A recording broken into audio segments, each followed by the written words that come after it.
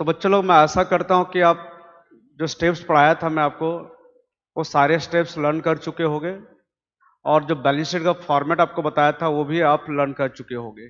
ठीक है, तो आज हम एक नंबर करने जा रहे हैं बच्चों लोग। ठीक है, तो ये केवल उनको समझ में आएगा जिनको सारे स्टेप्स याद हैं। देखो क्या लिखा है बच्चों लोग, ए company had 6,012% redeemable preference shares of 100 each fully paid। मतलब 6,000 प्रेफरेंस रिडीम करने जा रहे हैं, और वो पहले से fully paid up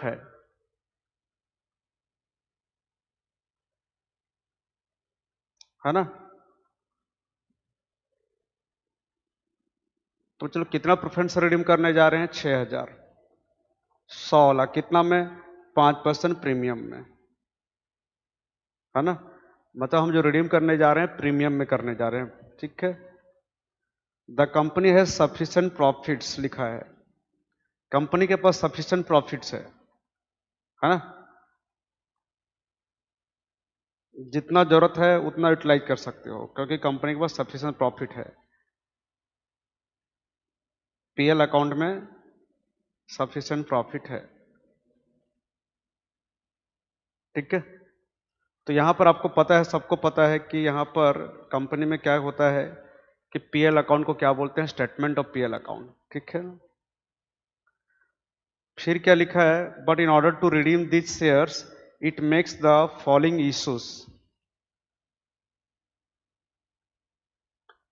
4,000 equity share issue किए हैं, 100 5% प्रीमियम में। फिर 4,000 डिवेंचर इशू किए हैं, 100 वाला कितना में नहीं बोला है, तो 100 में किए हैं, पार में मतलब। अब बच्चा, सबको पता है कि जो इक्विटी शेयर इशू किए हैं ये हमारा आएगा फ्रेश इशू में आएगा, है ना। फ्रेश इशू में आएगा। और जो डिवेंचर इशू करते हैं किए हैं बच्चों, तो बताओ मैं आपको क्या बताया था? डिवेंचर जो इशू किए ये फ्रेश इशू में आएगा क्या? नहीं, ये आपका आएगा अरेंजमेंट ऑफ कैश में।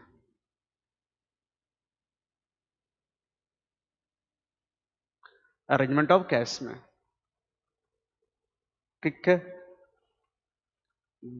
The issues were fully subscribed and all the amounts were received. सारा पैसा मिल गया है शेयर्स और डिवेंचर का।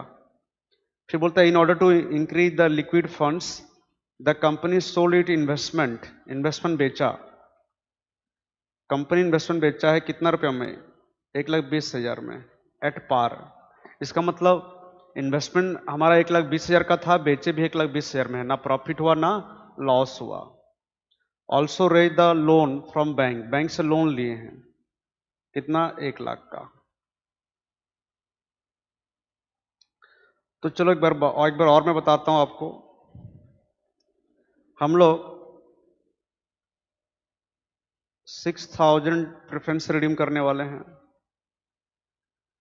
है ना। 100 वाला कितना में? 105 में, है ना। मतलब जिनके पास 100 रुपए का शेयर है उनको हम कितना देंगे? 105।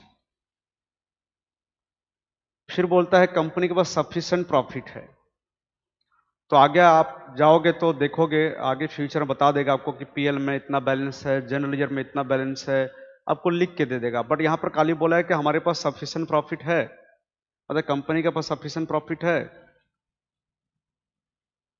मतलब अगर हम चाहेंगे तो सारा का सारा रिडीम कर सकते हैं प्रॉफिट में से, अगर सफिशिएंट प्रॉफिट हो तो। लेकिन फिर भी हम क्या कहते हैं? फ्रेश इशू कर रहे हैं, सफिशिएंट प्रॉफिट है, पीएल में सफिशिएंट प्रॉफिट है मतलब। फिर क्या बोला है आपको कि हम फ्रेश इशू किए हैं। अच्छा, फ्रेश इशू में क्या किए हैं बच्चों लोग? 4,000 इक्विटी शेयर किए हैं इशू, 16 कितना में? 105 में, है ना। फिर अरेंजमेंट ऑफ कैश के लिए क्या क्या किए? आपको स्टेप से याद होगा, 6 नंबर स्टेप में पढ़ाया था मैं, अरेंजमेंट ऑफ कैश के लिए क्या क्या करते हैं। तो यहां तो इस डिवेंचर इशू के हैं,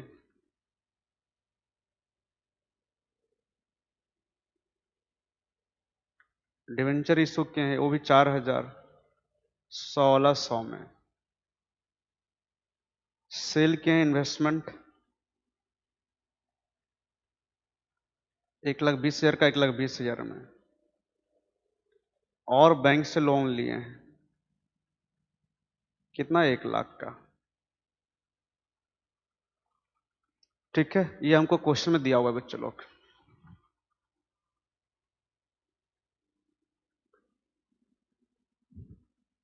क्वेश्चन समझ में आया? पहले अपने को बोला है 6,000 प्रेफरेंस से रिडीम करना है 100,105 में।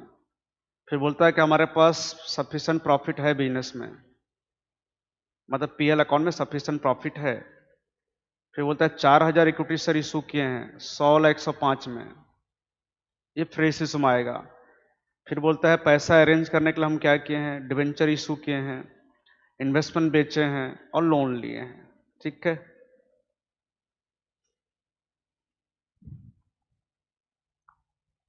ये मैं आपको ऐसे समझाया हूं फिर से रफली क्वेश्चन को। ठीक है, ये आपको लिखने की जरूरत नहीं है।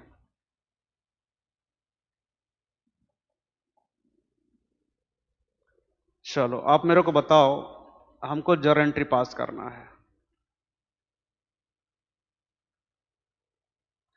सबसे पहला स्टेप क्या पढ़ाया था आपको, कि सबसे पहले हम ये देखेंगे कि जिस प्रेफरेंस शेयर को रिडीम करने जा रहे हैं फुली पेड अप है कि नहीं है। अगर नहीं है तो उसको फुली पेड अप बनाएंगे, है ना। तो यहां पर क्या है, जिस शेयर को हम रिडीम करने जा रहे हैं वो पहले से फुली पेड है, इसका मतलब हमको फुली पेड बनाने की जरूरत नहीं है। मतलब जो पहला स्टेप आएगा ही नहीं, फर्स्ट स्टेप नहीं आएगा। सेकंड स्टेप में आपको बताया था ड्यू एंट्री पास करेंगे, है ना, ड्यू एंट्री पास करेंगे। तो बताओ चलो, प्रेफरेंस शेयर रिडीम करने के बाद शेयर होल्डर का कैपिटल बढ़ेगा कि घटेगा? सर घटेगा कैपिटल, 12% है ना। जो 12% वाला कैपिटल है वो घटेगा, 12%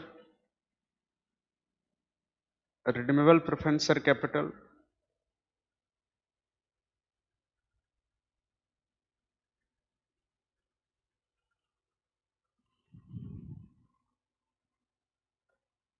to preference share holders account. अगर हम रिडीम कर रहे हैं पार में तो इतना होगा।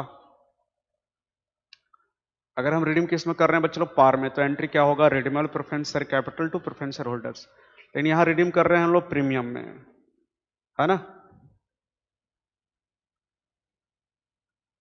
प्रीमियम में रिडीम कर रहे हैं मतलब 16 से रिडीम कर रहे हैं 105 में।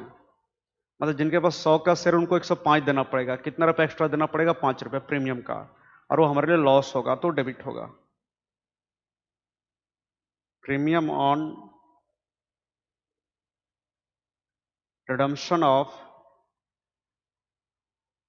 Preference shares account debited. तो बच्चे लोग बताओ, 6,000 प्रेफरेंस रिडीम करना है 100 लाख कितना में, 105 में। 100 लाख कितना में, 105 में। तो अपना यहाँ कैपिटल में तो फेस वैल्यू आएगा 100 रुपया, प्रीमियम का 5 रुपया। तो अब बताओ शेयर होल्डर को कितना देंगे, 105 देना पड़ेगा, है ना। 105 रुपया देना पड़ेगा। तो सब में 6,000 मल्टीप्लाई कर दो तो ये हो जाएगा 6 लाख, ये हो जाएगा 30,000, और ये हो जाएगा 6,30,000। मतलब हमको प्रेफरेंस शेयर होल्डर्स को कितना देना है, 6,30,000। ठीक है, अब बताओ मैं आपको क्या बताया था बच्चों लोग, थर्ड स्टेप में क्या बताया था। थर्ड स्टेप में हम क्या करेंगे, फ्रेश इशू। और फ्रेश इशू में यहां पर कौन सा इशू आएगा बताओ, डिवेंचर इशू आएगा जो कि वो आएगा, कि इक्विटी शेयर इशू के वो आएगा? सर जो इक्विटी शेयर इशू के वो आएगा। ठीक है, तो डिवेंचर जो इशू के कहाँ आएगा, अरेंजमेंट ऑफ कैश में। ठीक, चलो तो बच्चे लोग 4,000 इक्विटी शेयर इशू किए हैं 16,105 में, है ना। यहां आपको बताया था 2 एंट्री पास करना पड़ेगा अपने को। पहले पैसा मिलने का, बैंक टू क्या, equity share application and allotment. ठीक है, 4,000 इंटू 100, 4 लाख उसका मिला कैपिटल का, और सिक्योरिटी प्रीमियम रिजर्व का कितना, 20,000, 4,20,000 मिला, है ना। Equity share application and allotment 4,20,000। इसमें से कैपिटल में कितना जाएगा बच्चों लोग, इक्विटी शेयर कैपिटल 4 लाख जाएगा फेस वैल्यू, और सिक्योरिटीज प्रीमियम रिजर्व में कितना आएगा बच्चों लोग, ये आएगा 20,000 रुपया, है ना। कितना आएगा, 20,000 रुपया।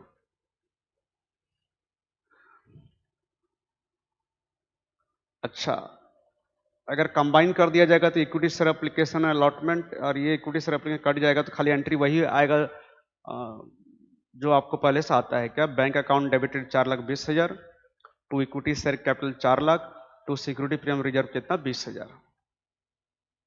तो बेटा ये हमारा खत्म हो गया थर्ड स्टेप। ठीक है, पहला स्टेप आया ही नहीं क्योंकि जिस प्रेफरेंस को रिडीम करने जा रहे हैं पहले से फुली पेड अप है। सेकेंड स्टेप में हम ड्यू एंट्री पास कर दिए हैं इसका, है ना, और रिडीम किस में कर रहे हैं, प्रीमियम में। फिर फ्रेश इशू हो गया हमारा थर्ड स्टेप में। अब बताओ फोर्थ स्टेप में क्या बताया था बच्चों आप लोग को। मैं फोर्थ स्टेप में बोला था कि हम इसके बारे में सोचेंगे, किसके बारे में, इस लॉस के बारे में सोचेंगे। याद करो, मैं बोला था कि फोर्थ स्टेप में हम इस लॉस को राइट अप करेंगे। कौन सा लॉस को, प्रीमियम का। तो ये भी बताओ मैं क्या बताया था, इस लॉस को हम पहले कौन सा प्रॉफिट से एडजस्ट करेंगे बच्चों लोग। प्रीमियम का लॉस को हम बोला कौन सा प्रॉफिट से एडजस्ट करेंगे, तो मैं आपको बताया था प्रीमियम का लॉस को प्रीमियम को प्रॉफिट से एडजस्ट करेंगे, मतलब सिक्योरिटी प्रीमियम को रिजर्व से प्रॉफिट से एडजस्ट करेंगे, है ना। मैं आपको ये बताया था कि जो यहाँ जो लॉस हुआ है रिडम्पशन करते समय प्रीमियम का, है ना, तो इस लॉस को हम पहले सिक्योरिटी प्रीमियम रिजर्व का प्रॉफिट से एडजस्ट करेंगे, उसके बाद भी एडजस्ट नहीं हो पाया तो हम डिविजुअल प्रॉफिट से एडजस्ट करेंगे। चलो, तो अपना के देखो, चलो यहाँ पर लॉस अपने को है 30,000 और यहाँ प्रॉफिट है 20,000 सिक्योरिटी प्रीमियम रिजर्व में। तो ठीक है, 30,000 का जो लॉस हुआ है उसमें से 20,000 एडजस्ट हो जाएगा, आपका राइट अप हो जाएगा सिक्योरिटीज प्रीमियम रिजर्व से। तो ये ठीक है, ठीक है। तो हम प्रीमियम का जो लॉस है उसको इस सिक्योरिटी प्रीमियम रिजर्व का प्रॉफिट से एडजस्ट करेंगे, तो ये प्रॉफिट घट जाएगा। Securities premium reserve account debited. चलो, टोटल लॉस 30,000 था, उसमें से 20,000 हो गया एडजस्ट राइट अप हो गया, तो अभी भी और लॉस कितना है, 10,000। उसको हम डिविजुअल प्रॉफिट से एडजस्ट करेंगे। तो यहां पर हमारा डिविजुअल प्रॉफिट कौन है, स्टेटमेंट ऑफ पीएल अकाउंट, है ना। कुछ नहीं बोला है तो पीएल अकाउंट।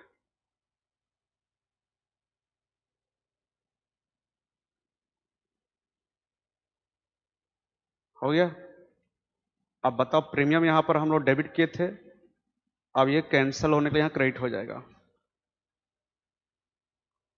तो premium on redemption of preference shares account कितना, 30,000 रुपया। आप स्टेप में देखना, मैं क्लियर आपको बताया हूं कि फोर्थ स्टेप में क्या करेंगे। मैं बोला था फोर्थ स्टेप में क्या करेंगे कि जो प्रीमियम का लॉस को राइट अप करेंगे, एडजस्ट करेंगे, है ना।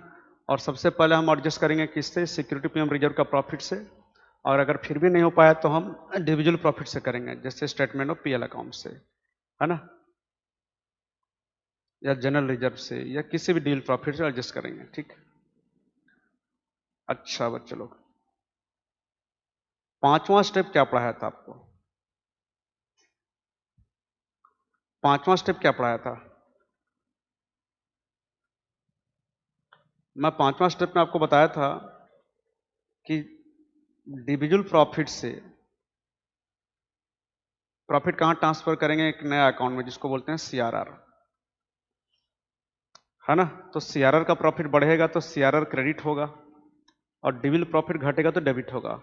तो यहां पर कौन सा इंडिविजुअल प्रॉफिट हम लोग लिए हैं? Statement of PL account.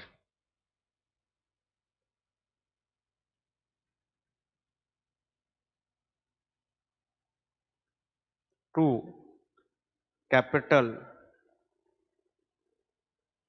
Redemption reserve account. बहुत इजी है बच्चों लोग, आपको एंट्री और अमाउंट कैसे निकालते हैं दोनों बता दिया था। अमाउंट ट्रांसफर टू सीआरआर, क्या फॉर्मूला था इसका बच्चों लोग? Face value of shares to be redeemed minus proceeds of fresh issue, यही था ना।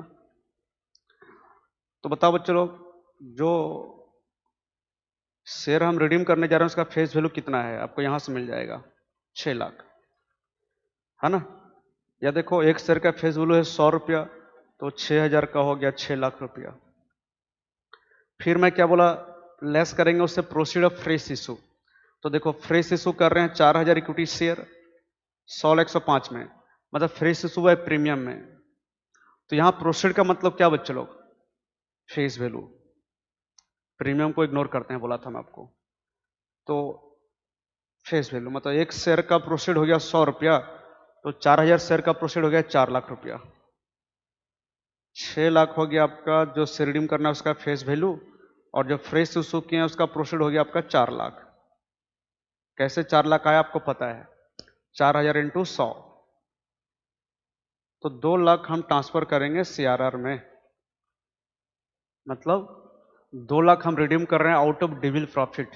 तब आपको बताया था कि जितना रिडीम करेंगे आउट ऑफ इंडिविजुअल प्रॉफिट, उतना ही प्रॉफिट इंडिविजुअल प्रॉफिट से निकाल के कहां डालेंगे? सीआरआर में, है ना।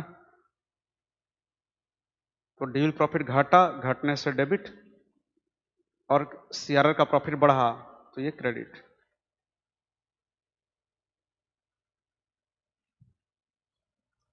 नेक्स्ट 6 नंबर स्टेप में क्या बताया था? अरेंजमेंट ऑफ कैश करेंगे, पैसा अरेंज करेंगे। और पैसा अरेंज करने के लिए यहां पर हमको क्या क्या बोला है कि डिवेंचर पहले इशू किए हैं,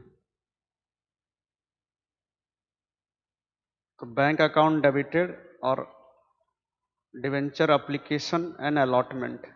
जैसे शेयर्स का 2 एंट्री हुआ था, यहां भी 2 एंट्री होगा। 4000 डिवेंचर इशू कर रहे हैं 100 वाला 100 में, मतलब पार में। ये आएगा 4 लाख, यहां भी आएगा 4 लाख। देन बच्चों लोग इसको क्लोज कर देंगे तो क्या होगा? Debenture application and allotment 4 lakh to, यहां पर हम इशू कर रहे हैं पार में, तो ठीक है 10% डिवेंचर। जहां आप लिखते थे शेयर कैपिटल वहां लिखोगे डिवेंचर 4 लाख, है ना। ये हो गया आपका।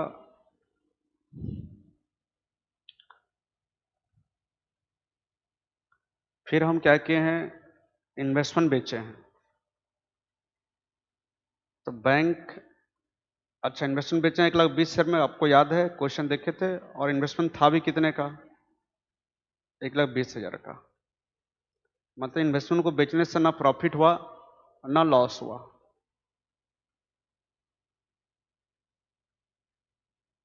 अच्छा लोन भी लिए हैं,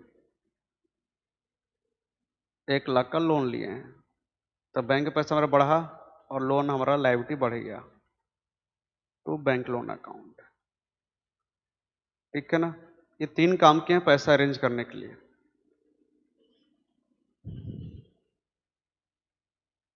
ठीक है, तो अब लास्ट में क्या करेंगे, पेमेंट कर देंगे प्रेफरेंस होल्डर को।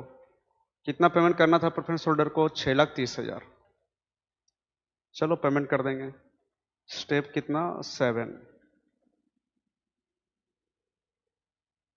Preference share holders account debited 6,30,000 to bank account कितना? 6,30,000।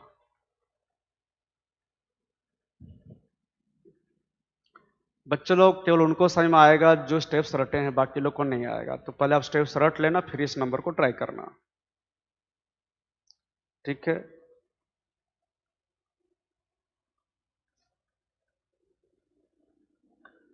फिर से बोल देता हूं। पहला स्टेप में मैं आपको ये बताया था कि जिस प्रेफरेंस शेयर को रिडीम करने जा रहे हैं, अगर वो फुली पेड नहीं तो उसको फुली पेड बनाएंगे। लेकिन यहां पर शेयर हमारा पहले से फुली पेड है, इसलिए पहला स्टेप नहीं आया बच्चों लोग। दूसरा स्टेप में मैं आपको बताया था कि रिडम्पशन का ड्यू एंट्री पास करेंगे, और मैं 2 तरीका बताया था। हम रिडीम पार में कर सकते हैं या प्रीमियम में। यहां रिडीम किस में कर रहे हैं? प्रीमियम में, है ना? ठीक है, फिर फ्रेश इशू किए, और फ्रेश इशू के हम किस में कर सकते हैं? पार में या फिर प्रीमियम में। किस में फ्रेश इशू किए? यहां पर प्रीमियम में। फिर मैं आपको क्या बोला कि नेक्स्ट स्टेप, फोर्थ स्टेप में क्या करेंगे? जो प्रीमियम का लॉस हुआ है उसको राइट अप करेंगे, इसको एडजस्ट करेंगे। और मैं बताया था इस प्रीमियम का लॉस को हम पहले सिक्योरिटी प्रीमियम रिजर्व का प्रॉफिट से एडजस्ट करेंगे, फिर भी एडजस्ट नहीं हो पाया तो फिर डिविजिबल प्रॉफिट से करेंगे। तो देखो, सिक्योरिटी प्रीमियम रिजर्व से 20,000 एडजस्ट किए, लॉस हुआ था प्रीमियम का 30,000, तो बाकी 10,000 हम पीएल से किए, मतलब डिविजिबल प्रॉफिट से किए, है ना? तो प्रीमियम ऊपर में डेबिट हुआ था, यहां क्रेडिट हो गया। पांचवा स्टेप में आपको क्या बताया था कि जितना हम रिडीम कर रहे हैं आउट ऑफ डिविजिबल प्रॉफिट, उतना ही प्रॉफिट डिविजिबल प्रॉफिट से निकाल के कहां ट्रांसफर करेंगे? सीआरआर में। तो कितना हमको रिडीम करना है out of divisible profit? 2 lakh. मतलब 2 लाख हमको निकालना है डिविजिबल प्रॉफिट से, है ना? मतलब स्टेटमेंट में पीएल अकाउंट से, पीएल अकाउंट से निकाल कर कहां ट्रांसफर करना है? सीआरआर में। तो सीआरआर का प्रॉफिट बढ़ा तो क्रेडिट हो गया, और पीएल का प्रॉफिट घटा इसलिए डेबिट हो गया वो। फिर हम पैसा अरेंज किए, तो यहां पैसा अरेंज करने के लिए हम डिवेंचर इशू किए, इन्वेस्टमेंट बेचे, फिर लोन लिए, है ना? लोन भी लिए, और लास्ट में हम क्या किए? प्रेफरेंस होल्डर को पेमेंट कर दिए, है ना? Preference holder to bank. बच्चों मैं आपको ये नंबर कर लो, उसके बाद 3 और नंबर देता हूं, इजी जी आप करना इसको। एक ये इलस्ट्रेशन 1 बहुत इजी है, ठीक है? इलस्ट्रेशन 2,